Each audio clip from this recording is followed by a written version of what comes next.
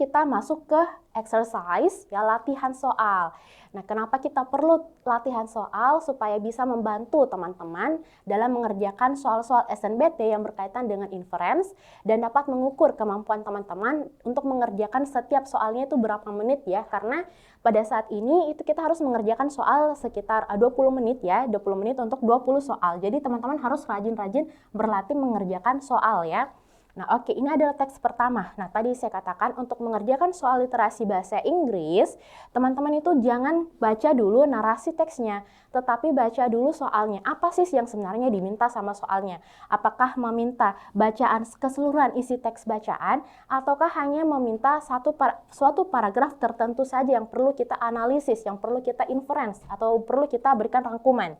Nah, oke, baik. Ini adalah teksnya, panjang sekali ya. Oke. Teks, questions-nya, pertanyaannya seperti ini. Based on the passage, ya, based on the passage above, ya berdasarkan passages di atas, it can be inferred that, jadi yang ditanyakan adalah infer ya kesimpulannya. Nah, tadi kesimpulan itu dapat bersifat tersurat maupun tersirat. Nah, clinically people tend to have changing moods over time. Jadi, clinical people itu tend to have changes moods over time. Jadi cenderung ya mengalami perubahan mood ya setiap waktu. Tends to itu artinya adalah cenderung. Ya. Cenderung. Depressions are closely associated with one cognition state. Jadi depresi itu sangat erat kaitannya dengan kognitif ya, cognitive state. Nah, essentially, opsi Charlie, essentially there is no best therapy for mentally disordered people. Jadi, essentially, jadi tidak ada terapi yang baik untuk untuk orang yang mengalami gangguan mental ya.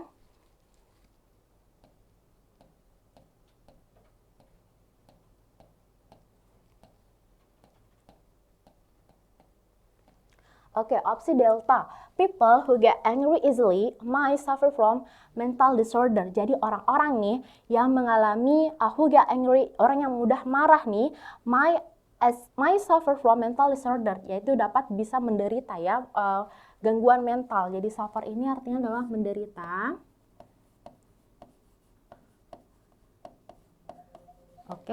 Pilihan error. The first and for those with mental illness is having a psychiatrist. Jadi pertolongan pertama ya.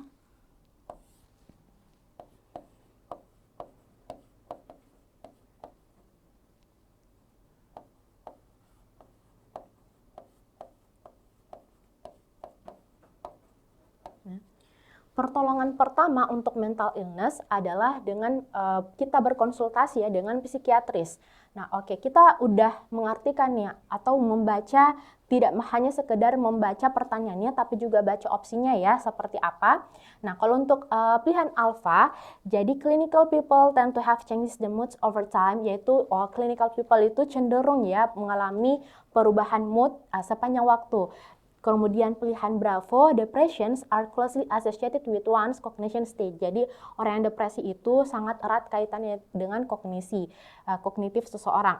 Charlie, essentially there is no best therapy for mentally disordered people.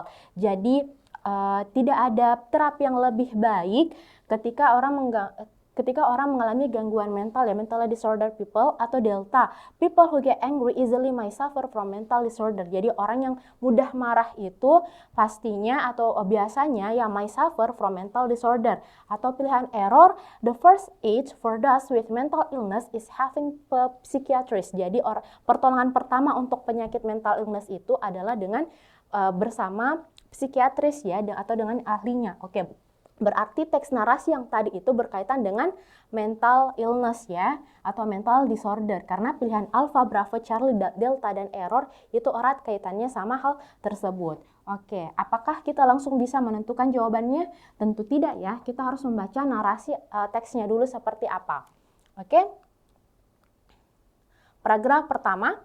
Ya, tadi kita bilang tentukan dulu topik bacaannya, kemudian rangkum isi bacaannya, kemudian dari rangkuman tersebut kita kaitkan dengan opsi jawaban yang ada. Kita lihat dulu ya, paragraf pertama. Mental illness involve specific types of mood disorders that cause cognitive distortion. Nah, jadi ternyata mental illness ini ya melibatkan specific types ya bermacam-macam mood ya bermacam mood disorder that cause yang disebabkan oleh cognitive distortions yang disebabkan oleh kognitif ya.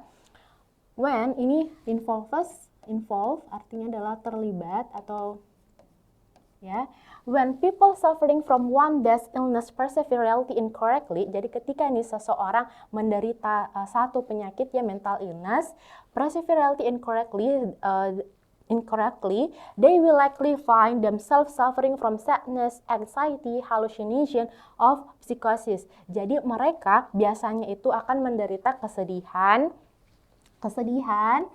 kemudian mengalami kecemasan, hallucination, dan psikosis. Ya, with clinical depression itself, jadi kepada orang yang menderita depresi, people might have both good moods and bad moods. Jadi orang tersebut akan mengalami dua mood ya, baik mood yang baik maupun mood yang buruk from time to time sepanjang waktu. The bad moods, however, will likely predominate. Tapi bad mood itu, however, will likely mendominasi ya, mendominasi. Oke, berarti di paragraf pertama dia ini menjelaskan tentang kalau mental illness itu erat kaitannya sama cognitive distortions ya. Nah, kemudian cognitive distortionnya ini seperti apa? Nah, itu entah dalam bentuk sadness ya, anxiety, hallucination atau psikosis. Namun pada umumnya orang yang menderita clinical depression itu sendiri itu lebih ada dua, ada good moods dan bad moods, tapi yang lebih dominan adalah ketika mengalami bad moods. Oke, itu untuk paragraf pertama. Oke, kita lanjutkan ke paragraf berikutnya. Oke, di paragraf kedua ini bercerita tentang apa? When people are excessively pessimistic and feel like they are experiencing a midlife crisis.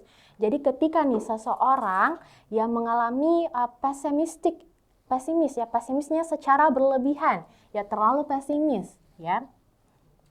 Pessimistic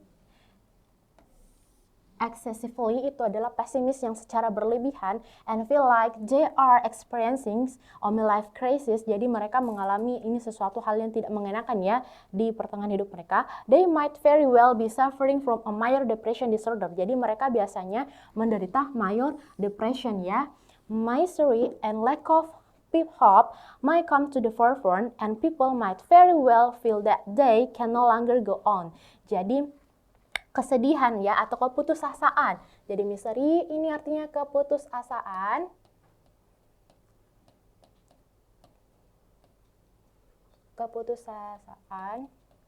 And lack of itu adalah kekurangan ya.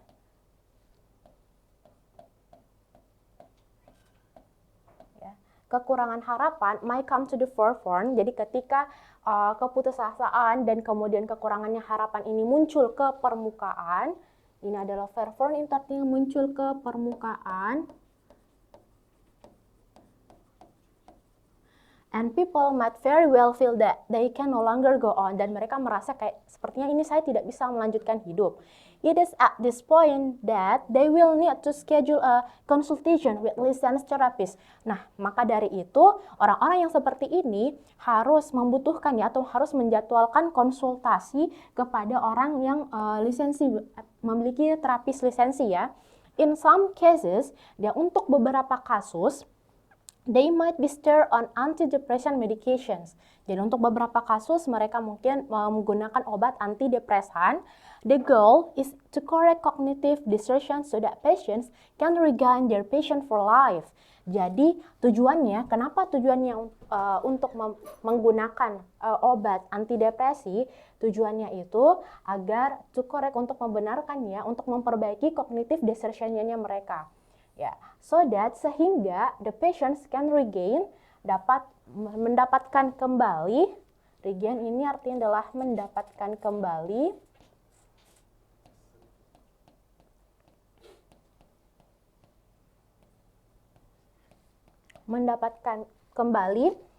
their passion for life, gairah hidup mereka. The worst cases might take many months to overcome. Nah, beberapa kasus ya, bahkan beberapa kasus itu membutuhkan beberapa bulan untuk mengatasinya. Strong support from loved ones is essential, dan dukungan ya, dan dukungan yang suportif dari orang-orang yang terdekat itu adalah hal yang sangat penting dalam hal ini. Jadi kalau misalkan paragraf pertama dia itu menjelas lebih erat kaitannya, ya, kalau paragraf pertama itu erat kaitannya bahwa mental illness ini ada banyak macamnya ya, dan itu bergantung dengan cognitive distortions. Oke, distortion kognitif. Nah, kemudian orang yang mengalami mental illness ini bisa mengalami beberapa macam bentuk, entah itu sadness, anxiety, hallucination, atau psikosis. Sedangkan kalau untuk di paragraf kedua, dia lebih spesifik lagi. Ya, lebih spesifik lagi di paragraf kedua. Nah, kalau di paragraf kedua, kalau di paragraf kedua ini lebih menceritakan bahwa kalau orang yang mengalami mental disorder itu sebaiknya harus ke lisensi terapis ya, harus ke terapis atau orang yang ahli di dalam bidang ini, misalnya psikolog misalnya ya. Nah, kemudian menggunakan obat antidepresan untuk memperbaiki cognitive distortion-nya juga.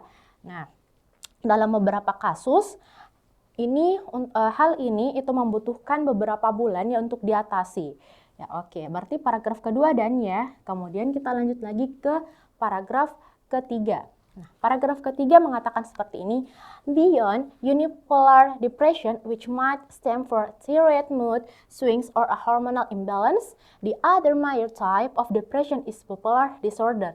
Nah, untuk depresi lainnya, which might stem for thyroid mood swings, jadi ada juga karena disebabkan oleh thyroid mood ya, swings, atau karena ketidakseimbangan hormonal imbalance, atau karena ketidakseimbangan hormon.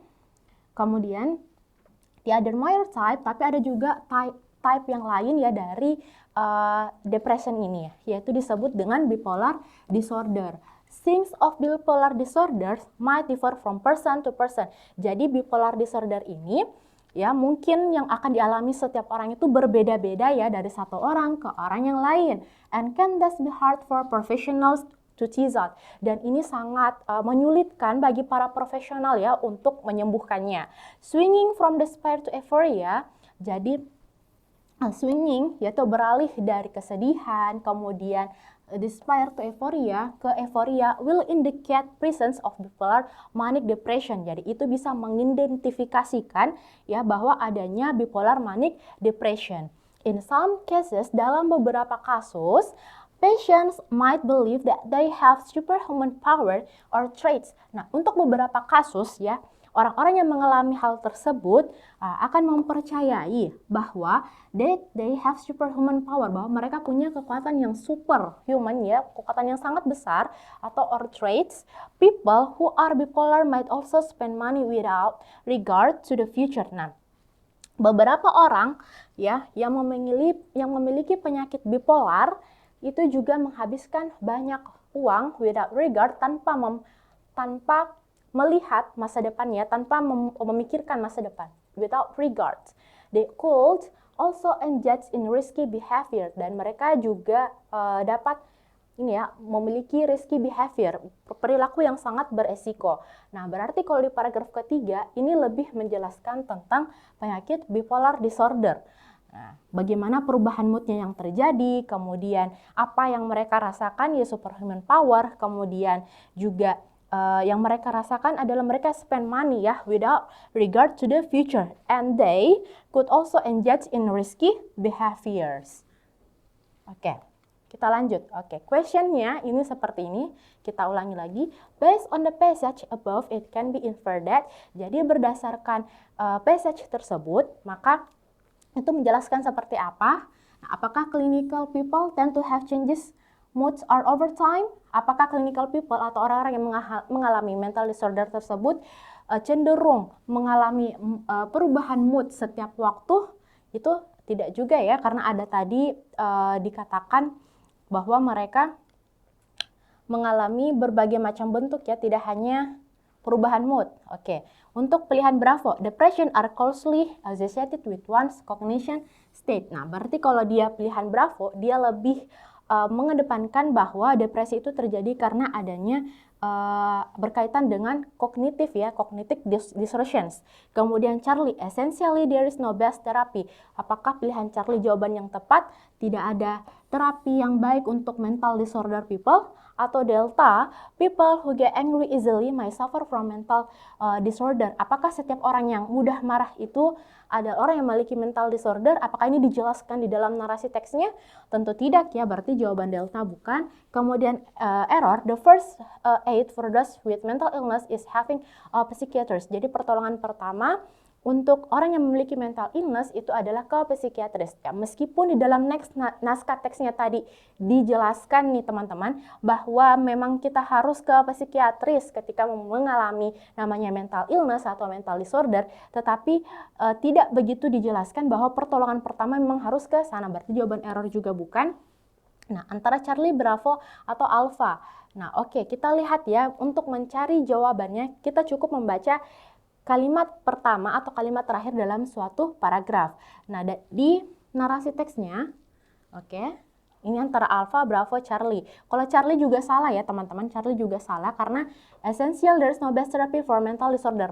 Bahkan kita diminta untuk ke ahlinya ya, untuk ke terapisnya atau ke psikiatris ketika mengalami hal yang serupa. Berarti Charlie salah, Delta salah, error juga salah. Kemudian Alpha atau Bravo. Nah, apakah yang mana nih jawaban yang benar, Alpha atau Bravo? Teman-teman jawab apa? Alpha atau Bravo? Oke, untuk pilihan Alpha, clinical people tend to have changing moods over time. Nah, kalau seperti ini jawabannya pilihan Alpha, berarti dia hanya berfokus kepada paragraf pertama saja. Sedangkan yang ditanyakan adalah it can be inferred, yang dimana itu mengatakan atau pertanyaannya keseluruhan isi paragrafnya. Maka jawaban yang paling tepat itu adalah Bravo ya. Depressions are closely associated with one's cognition state. Jadi itu sangat dijelaskan di paragraf pertama tadi, kemudian dibahas lagi di paragraf kedua, kemudian lebih detail lagi di paragraf ketiga ya, bahwa cognitive distortion itu seperti apa. Dan bahkan diminta untuk meminum obat ya. Gitu. Jadi untuk pertanyaan nomor 1 jawabannya paling tepat adalah Bravo. Kalau pilihan Alpha itu berarti itu hanya di paragraf pertama saja. Kemudian Delta itu nggak ada di teks. Kemudian nomor Charlie juga nggak ada. Nah kalau nomor error itu hanya teks tertentu saja ya. Kita memang disarankan untuk ke psikiatris sebagai pertolongan pertama. Tapi itu hanya di paragraf tertentu saja. Di paragraf 2 ya tadi sepertinya. Nah maka jawaban yang paling tepat itu adalah Bravo ya. Depressions are closely associated with one's cognition state.